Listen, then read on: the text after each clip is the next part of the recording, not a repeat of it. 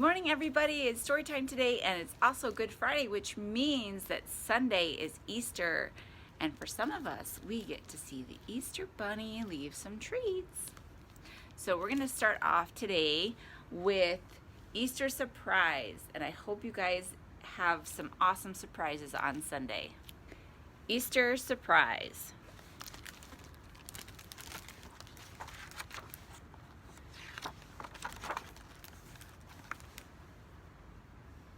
My daffodil has opened. It's spring.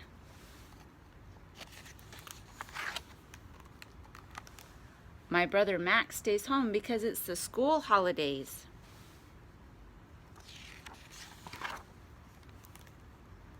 We're going to Stocking Hill Lake for the weekend. Miss Brown next door will feed Rhubarb, our cat. If we're lucky, we might see the Easter Bunny in the country, says Mommy.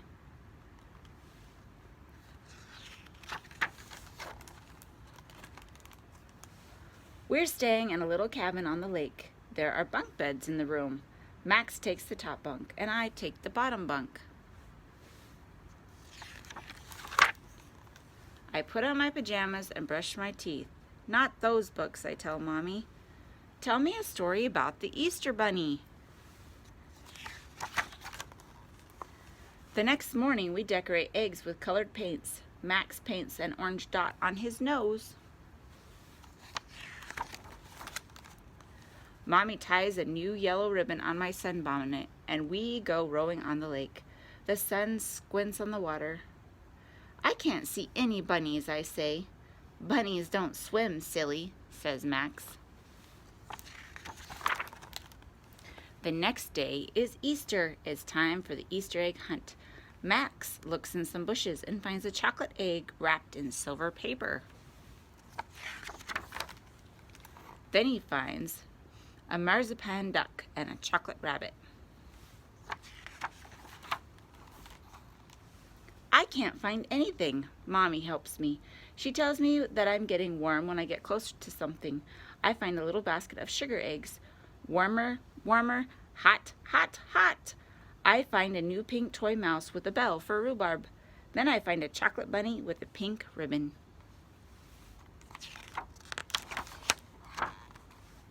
You're my Easter Bunny, I whisper to Mommy that night. Mommy smiles. And you and Max are my all-year bunnies, she whispers back. That end. Our next book is called It's the Easter Beagle, Charlie Brown. This is all the Peanuts characters. That's who these guys are. It was a time of renewal, the start of spring, and the Peanuts gang was excited for Easter. Sally needed new Easter shoes, and Lucy wanted to get Easter baskets, eggs, and candy for the holiday. I told you it's a waste of time, said Linus. The Easter Beagle takes care of all that. At the store, Charlie Brown, Sally, Linus, and Lucy ran into Peppermint Patty and Marcy. Hey, Chuck, exclaimed Peppermint Patty. We're here to get some more eggs to cook for Easter. Marcy fried the last batch, she explained. I think it's a waste of time to buy and color eggs, declared Linus. The Easter Beagle will take care of that. Hey, Chuck, what's all this about the Easter Beagle? Peppermint Patty asked. Has your friend here lost all his marbles? Well, said Charlie Brown. Come on, let's go get some eggs, she said, walking off. Easter Beagle indeed.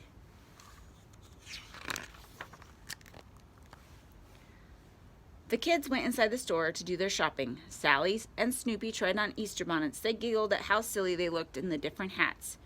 Okay, you two, let's get on with it. It's shoes you need, not hats, lectured Charlie Brown. Sally found a new pair of platform sandals and modeled them for her brother.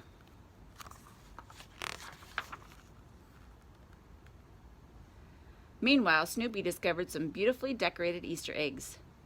There was a hole in one end, and he peered through. Inside the egg was a picture of several bunnies. Snoopy imagined them coming to life and dancing. The next thing he knew, he was dancing in a circle with the bunnies. everyone finished their shopping. Well, Chuck, said Peppermint Patty, we've got ourselves another dozen eggs. I'm going to show Marcy how to color the eggs the right way. Don't say I didn't warn you, said Linus. The Easter Beagle does all that. Are you sure? Asked Sally. I'm positive, said Linus. Oh, good grief, exclaimed Lucy, frustrated by her little brother. There's no Easter Beagle! Back from the store, Peppermint Patty was ready to show Marcy how to color eggs. You get the eggs ready while I mix up the colors, instructed Peppermint Patty. First, Marcy put the eggs in the waffle maker, splat. Then she tried to put them in the toaster, clink. They didn't fit. Finally, she placed them in the hot oven, slam. Do you think she knows how to cook Easter eggs? Marcy, said Peppermint Patty, these eggs are not to be roasted, toasted, or waffled. These eggs have to be boiled. Yes, sir, I'll boil them, sir. Then you paint them, said Marcy. She filled the pot with water and placed it on the stove. When the water came to a boil, Marcy cracked the eggs and dropped the yolks into the hot water. Something smells funny, Peppermint Patty sniffed. Marcy, you made egg soup! Ugh! Meanwhile, Lucy sat on the floor and decorated Easter eggs different colors. It's really a waste of time, said Linus. The Easter Beagle does all that. Leave me alone, Lucy told her brother. Easter is simple. You paint the eggs. You hide the eggs. You find the eggs. And you know who's going to find them? Me, because I'm going to hide them, she stated as she penciled the location on a map. Lucy and Linus didn't seem to notice Snoopy followed behind them. Snoopy picked up all the Easter eggs that Lucy had so carefully hid. Sorry, Marcy, Peppermint Patty started. Here it is, Easter morning, and we don't have any colored eggs. I'm the one who's sorry, sir, said Marcy. I'm not much of a cook. Sally and Linus sat waiting for the Easter Beagle. I have been here since dawn for the Easter Beagle, said Sally, frustrated. You said the Easter Beagle was coming, she yelled and pointed to Linus. Never trust a man with a blanket.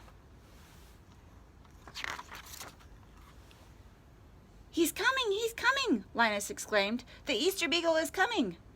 The Easter Beagle came dancing along and handed out Easter eggs to all the good little children. Thank you, Easter Beagle, the children cheered as they received their eggs.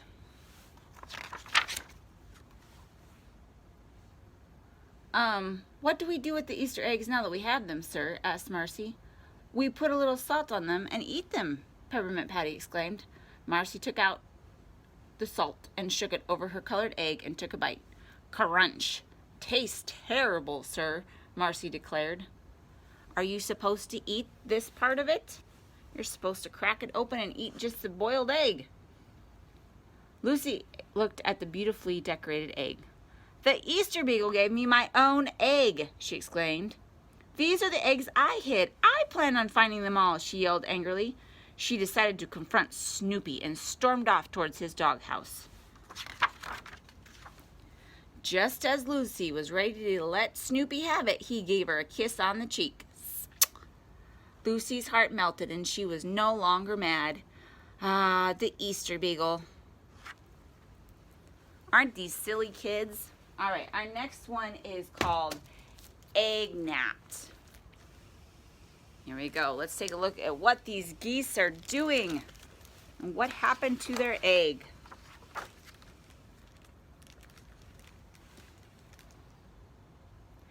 At the edge of the forest beside the goose pond, all the animals gathered from far and beyond to see the arrival of Gabbler's first egg. Quick, quick, Gabbler called. Hurry up, shake a leg.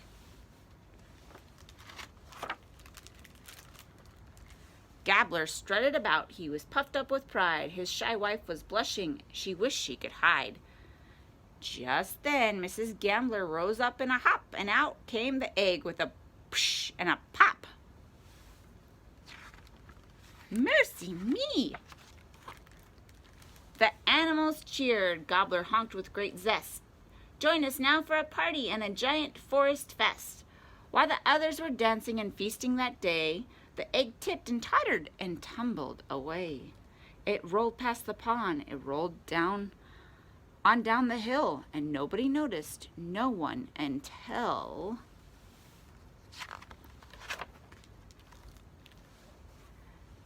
Mrs. Gabbler cried out, "Dearie me, my egg has been egg-napped. Oh, how could it be?"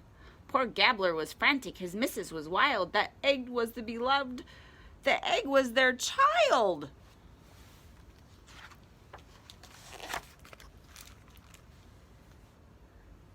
"We'll scour the whole wood," cried the flying squirrel Kit. "We'll search the meadows and streams and inspect every pit." The mice looked down low and the birds looked up high. They searched and they searched till they heard Gabbler cry. Hey! He spied Doris the tortoise, as big as a cow, sitting next to the egg with a wrinkled up brow. "It's my egg. I found it, so don't you come near." But as Doris was yelling, Kit snuck in from the rear. "It's ours," shouted Gabbler, his wife by his side. "It's our egg you stole and are trying to hide." As Doris kept the parents at bay, Kit pounced on the egg and she rolled it away.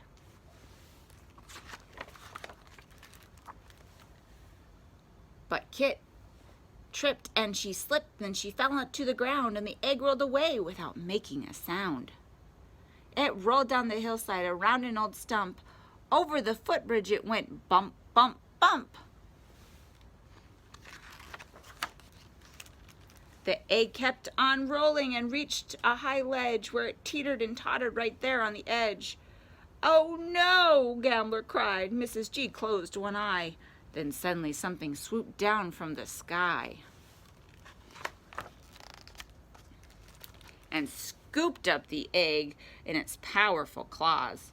Kit gave out a cheer and she led the applause, but too soon, for the hero was Hector the Hawk, who laughed, jeered, and sneered, and then gave him a shock. "You don't honestly think I saved it for you? No, this egg, is it goose, will taste great in a stew. I do." At that, Mrs. Gabbler flew up in a snit. Give back my sweet egg, you give it back, you big twit." She flapped her wide wings and delivered a swat, then gave that bad hawk a good taste of what's what. His claws opened up. Hector let the egg go, let it drop down, down, down, down to the earth. Oh, so slow.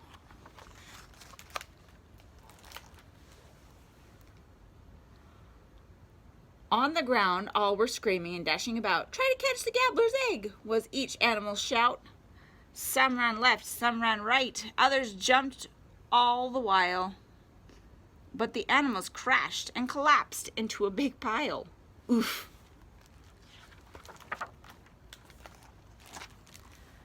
Then Flying Squirrel Kit, launched by someone's hind leg, shot up high in the sky and grabbed on to the egg.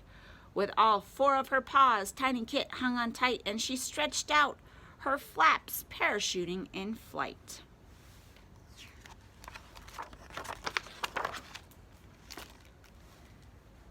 As Kit floated to earth, Gabbler's wings opened wide, and he scooped up the egg.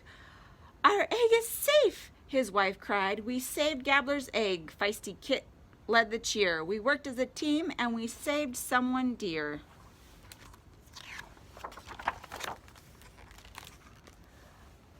On the day Gabbler's egg was ready to hatch, the animals feasted and cheered Gabbler's catch. Soon, crunch, crack, from the egg popped 2 legs and a rear. "Count our blessings," cried Gabbler. "Our baby is here." All right, the last one we have for today is called the Easter Egg Farm. And it's pretty wild.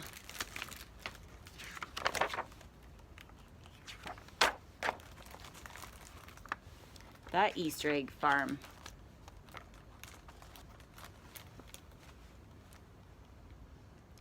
Pauline lived in Mrs. Pennyworth's hen house with 4 other hens.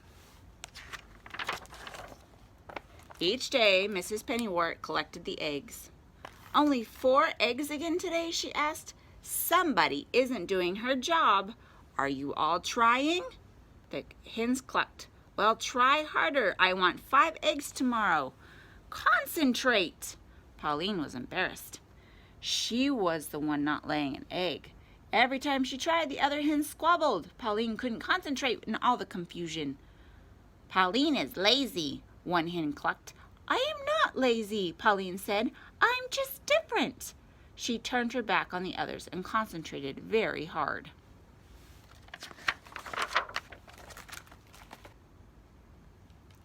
Finally, a wonderful thing happened. Pauline stepped back to look at the egg in her nest. It wasn't like the other eggs, but Pauline thought it was beautiful.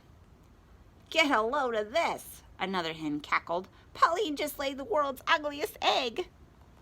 "It's not ugly," Pauline said. "It's just different." But Pauline began to feel ashamed of her egg. She nudged it under the straw with her beak. The harder Pauline tried to lay a normal egg, the stranger her eggs got. She hid each one of them, but not before the other hens had seen them and made fun of her for it.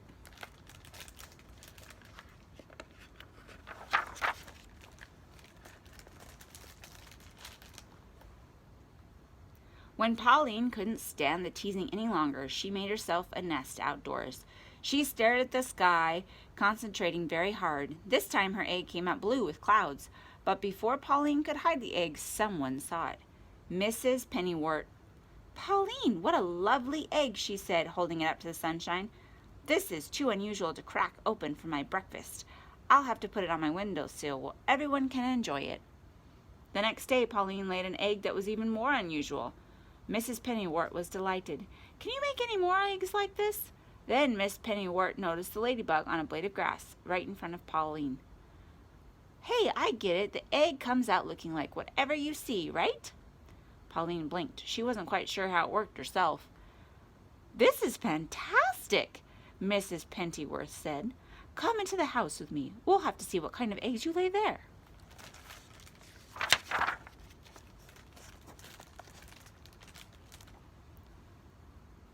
Pauline loved being inside. There were lots of pretty things to look at. In her new surroundings, Pauline became quite creative.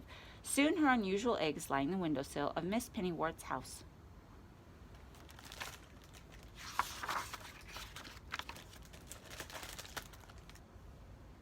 One day, a lady appeared at the window. Are those lovely Easter eggs for sale? I need one for every child in town. They're for the annual Easter egg hunt." "No problem. We can lay that many eggs, can't we, Pauline?" "We?" thought Pauline. She'd never seen Mrs. Pennyworth lay an egg, so she knew it was up to her. Laying eggs for the Easter egg hunt would be an honor. She clucked happily. "Come back for your eggs the night before Easter," said Mrs. Pennyworth.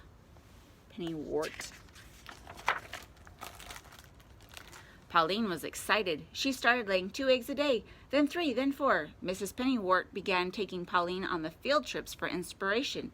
The first week they went to an art museum.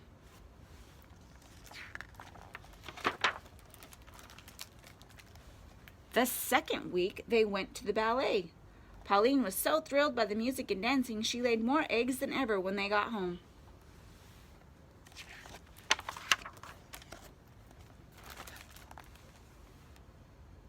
Finally, it was the day before Easter. "The egg lady will be here tonight," said Mrs. Pennyworth. "I'd better start packing up the eggs." She lifted an egg from the windowsill. "Uh-oh, there's a crack in this shell." Mrs. Pennyworth ran to another window. "Pauline, some of the eggs are hatching. We shouldn't have left them in the sunshine." Soon baby chicks were popping out all over the sunny side of the house. "Stay in there," Mrs. Pennyworth shouted at the unhatched chicks. "You're ruining the eggs." But the chicks did not listen. They just kept hatching and hatching. Mrs. Pennyworth took the broken shells to the table and frantically tried to glue them together. "It's no use. I never was any good at craft projects." Just then there was a knock at the door. "Yoo-hoo!" called the egg lady. "I'm here for the Easter eggs." "Do I have a deal for you," cried Mrs. Pennywort. "How would you like Easter chicks instead of eggs?"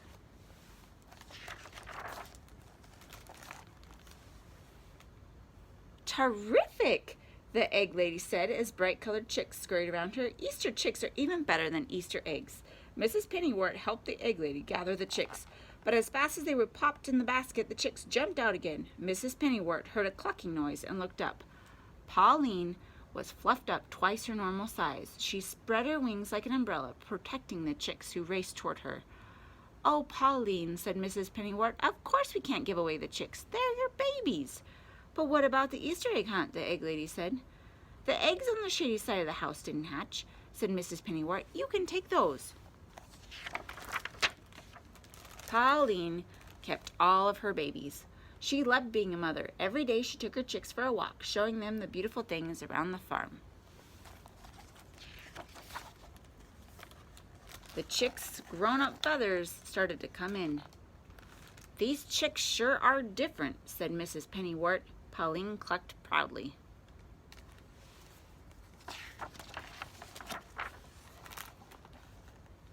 Soon Pauline's daughters were laying their own eggs. They took turns in the nest box, laying eggs of every color and design. Children from miles around came to see the unusual eggs and chickens. Mrs. Pennywort's farm became known as the Easter Egg Farm.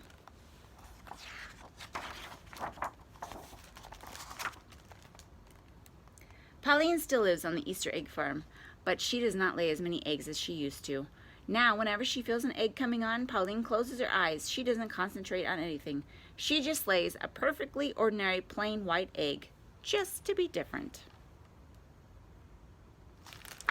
Isn't that a silly story? So, the author has said that she had chickens when she was a kid, but eggs do not hatch if you put them in the sun. So don't put eggs in the sun, they'll just start to smell. So, I hope you guys have a great Easter, and we will see you next week.